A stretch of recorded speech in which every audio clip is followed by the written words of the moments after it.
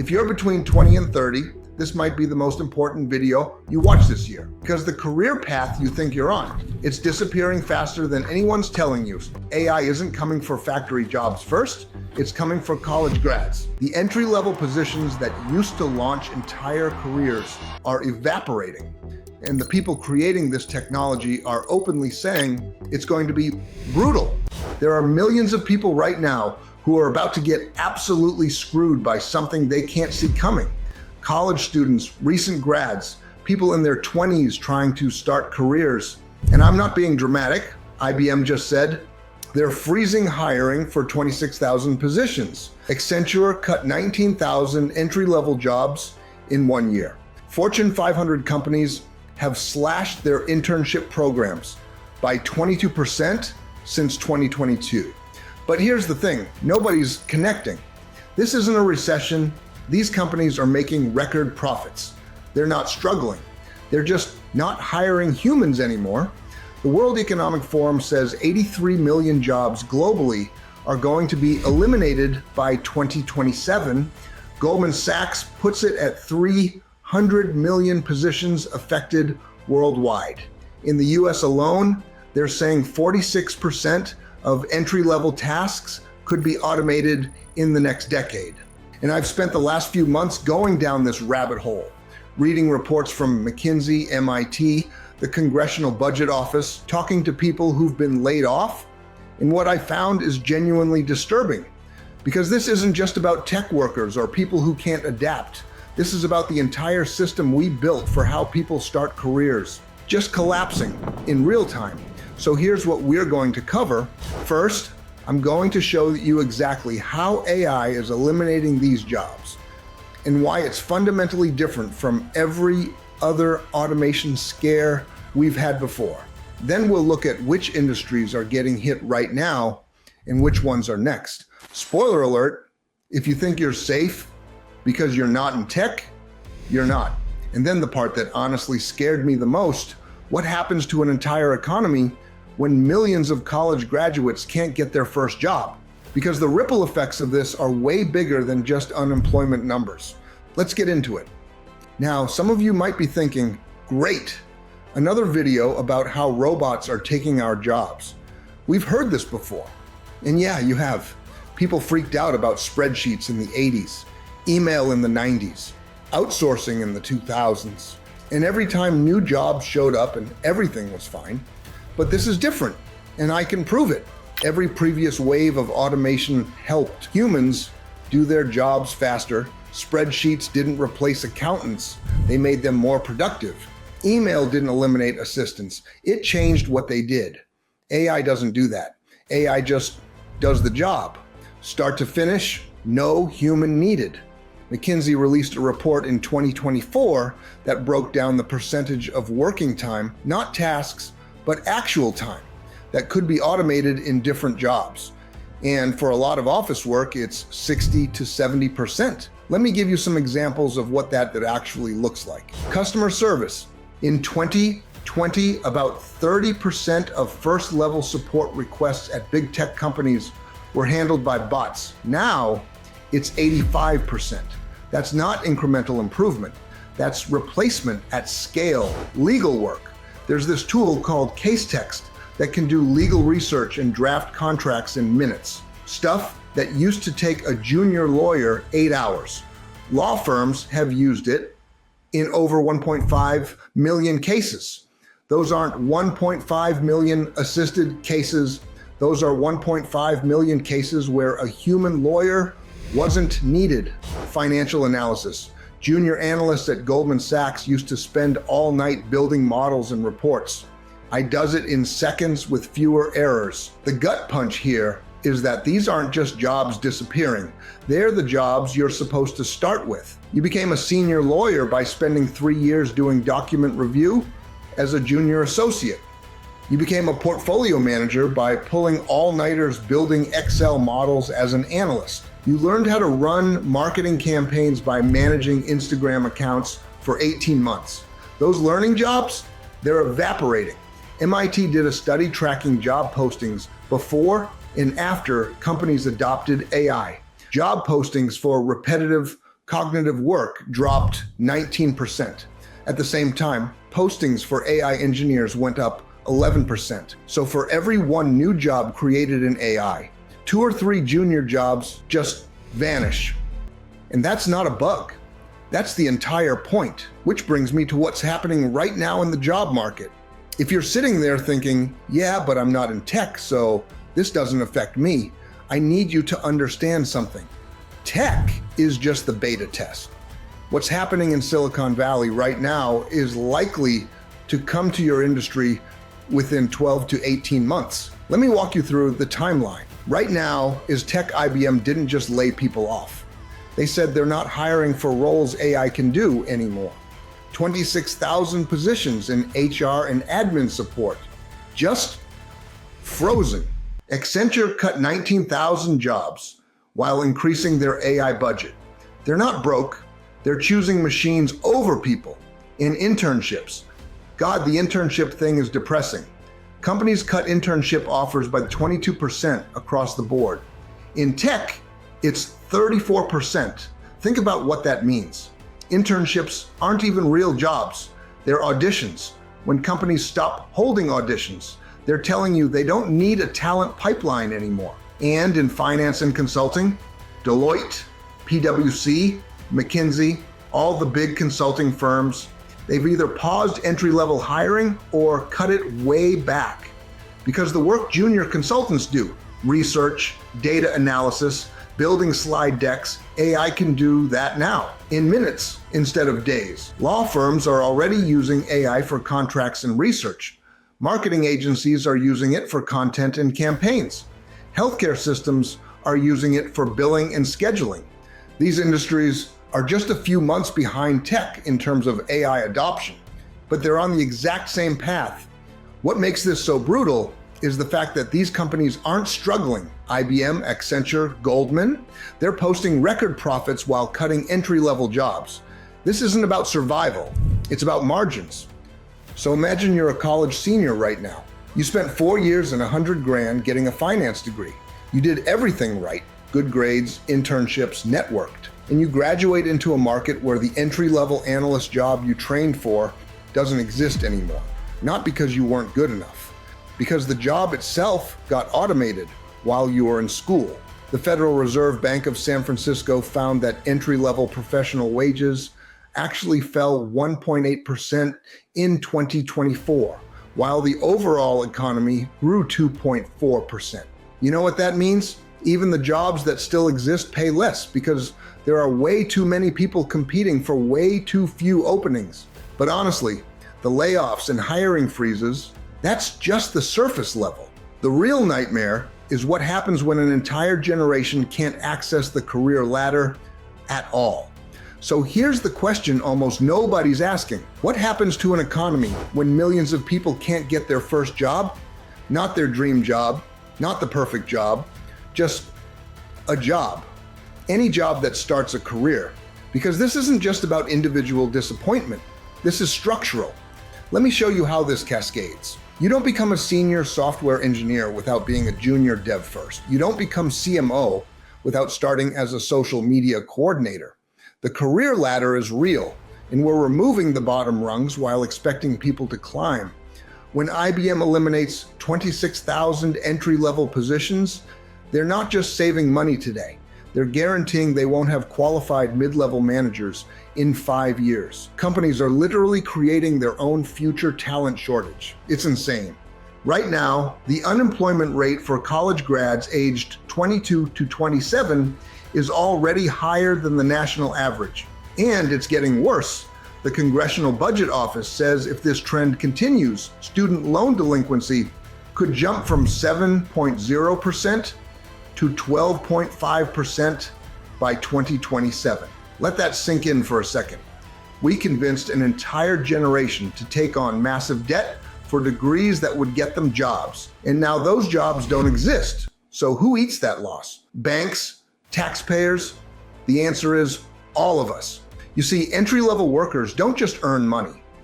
They spend it. They rent apartments, buy cars, go out to eat. They're the engine of consumer spending. When millions of college grads can't find work, they can't spend money. When they can't spend money, businesses make less money, so they cut more jobs, which creates more unemployment, which kills more spending. It's a death spiral, and the scale of this is bonkers. The World Economic Forum says 83 million jobs globally by 2027. Goldman Sachs estimates 10 to 12 million entry-level office jobs just in the US. That's not just a disruption, that's a collapse. And you want to know the most messed up part? The people building this technology know it's happening. The CEO of a major AI company literally called this a bloodbath. Executives at OpenAI and Google have publicly warned about massive displacement. When the people making the tools are sounding the alarm, you should probably pay attention. And also, economists are starting to talk about this thing called labor market polarization. Basically, high skill, high wage jobs like AI engineers, executives, specialized doctors, those are growing. Low wage service jobs like waiters, retail workers, manual labor, those stick around because you need a physical human there. But the middle, entry-level to mid-level white-collar work, the jobs college graduates used to fill, that's disappearing. We're not building a better economy. We're building a two-tier system where the middle-class pathway just doesn't exist anymore. So, yeah, that's where we are. Okay, now look, I know everything I just laid out sounds apocalyptic, and honestly, it kind of is. But freezing up and pretending this isn't happening is the worst possible move. So let's talk about what you actually need to understand if you want to not get completely screwed by this. The first thing is that your degree matters less than you think. A college degree used to be a golden ticket. Now it's just a ticket. And if it came with 6 figures of debt and no job prospects, it might actually be a liability. That doesn't mean education is worthless. It means what you learn and how you prove you can do things matter way more than the credential. The second thing you need to understand is that AI can't replace everything. The jobs that aren't getting automated, at least not yet, are the ones that need things AI genuinely can't do. Complex judgment calls, ethical decisions, strategic thinking that requires years of context, real empathy, actual emotional intelligence, the kind you need for therapy, nursing, high-level sales, creative problem solving, coming up with genuinely new ideas, building something that didn't exist before, physical skills, trades, anything that requires hands-on work and adaptability in unpredictable environments. If your job is basically take in information, process it, spit out a result, AI can probably do it. If it requires nuance, relationships, context, and constant adaptation, you're safer. The third thing is that career paths aren't linear anymore. The old model was school, entry job, promotion, mid-level, senior, retire. That's dead or dying fast. The new model is more like skills, portfolio, project, opportunity, pivot, repeat. You're not building a resume anymore. You're building proof that you can solve problems and create value, whether that's through freelancing, consulting, building your own stuff, or making content that shows what you know. So what this means is that first, you have to build in public, document your work, share what you're learning, create a portfolio that shows capability, not credentials. 2, get good at stuff AI can't do. Communication, strategy, leadership, and domain expertise that takes years to develop. 3, don't put all your eggs in one basket. Don't rely on one employer.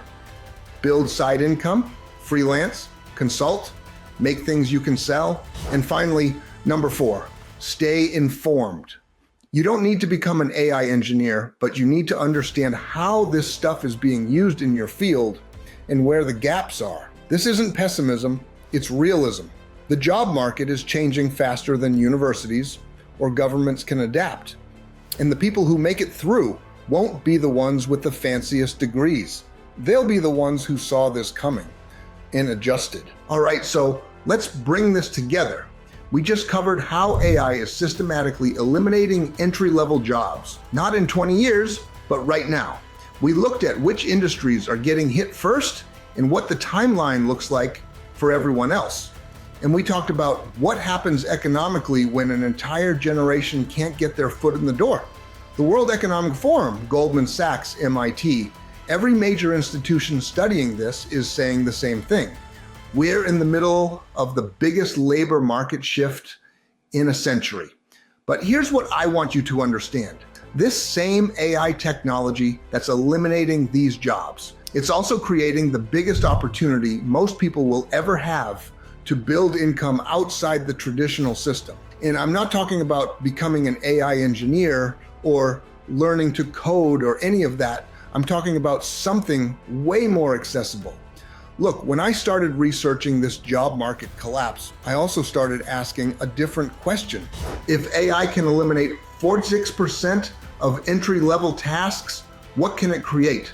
And what I found was that the same AI tools companies are using to replace workers, those tools are available to anyone. You can use them to build income streams that don't depend on getting hired. And one of the most proven, most accessible ways to do that is through publishing, not traditional publishing, where you need an agent and a deal and years of your life. I'm talking about self-publishing on Amazon using AI to do the heavy lifting. See, here's why this matters right now. While companies are cutting entry-level jobs, Amazon's self-publishing platform is exploding. There are people, regular people, with no writing background making $3,000, $5,000, even $10,000 a month publishing books they didn't write. They're using AI ethically and effectively to create books that sell. And they're building passive income while everyone else is fighting over disappearing jobs. Now look, I'm not saying this replaces a full-time career for everyone, but what if you could build $2,000 or $3,000 a month in passive income from books while you're figuring out your next move? What if you didn't have to depend entirely on landing that entry-level job that might not exist in 6 months? That changes everything. So here's what I want to offer you. I'm running a free 5-day challenge called the Zero to Writing Publishing Challenge. And I know what you're thinking. I'm not a writer. I don't know anything about publishing. That's exactly the point. You don't need writing skills for this. You don't need experience. You don't even need to come up with ideas from scratch. Over 5 days, I'm going to walk you through the exact system that regular people are using to publish profitable books on Amazon using AI, ethically, legally, and in a way that actually passes Amazon's guidelines. Here's what we're covering. Day 1, why AI accelerated publishing is genuinely one of the best side hustles right now, and the massive opportunity most people are completely missing. Day 2, how to overcome the imposter syndrome and self-doubt that stops most people before they start. I'm going to show you the exact framework to ethically create books without traditional writing skills and why you have permission to do this. Day 3, the 15-minute market validator. This is the simple process that increases your chances of success by 400% because you'll know your book will sell before you create it. We'll also cover exactly what Amazon's policies say about AI content. It's not what you think. Day 4 is the 30-minute publishing routine. How to fit this into your schedule even if you're working full-time or in school, plus how to turn one book idea into multiple income streams. And finally, day 5, the implementation gap. We discuss why most people learn this stuff but never actually publish in the exact support systems that turn knowledge into results. By the end of the 5 days, you'll have a complete publishing plan and the tools to create your first book. Not in 6 months, in days. Look, I get it. Everything I showed you in this video is heavy. Job market is changing in ways that feel completely out of your control, but you have way more control than you think. You don't have to sit around hoping some company will hire you while they're cutting positions and replacing humans with software. You can build something for yourself. You can create income that doesn't depend on someone else deciding you're worth hiring. And the best part is that this doesn't require some special talent or years of experience or a massive investment. It requires showing up for 5 days and actually doing the work. The challenge is completely free. There's no catch. I just want to show you that there's another path. So if you're a college student stressing about finding a job after graduation, if you're a recent grad who's been applying for months with nothing to show for it, if you're someone who's watching this job market collapse and thinking, there has to be another way, this is it. Click the link in the description to join the Zero to Writing Publishing Challenge. Again, it's completely free. 5 days. Everything you need to publish your first book and start building passive income. The link is right below this video. So join the challenge, show up, do the work, and let's build something that doesn't depend on a system that's actively collapsing. I'll see you inside. Thanks for watching. And seriously, subscribe if you haven't already, like this video, and drop a comment if you're joining the challenge or if you have any questions about any of this. I read every single one. See you in the next video.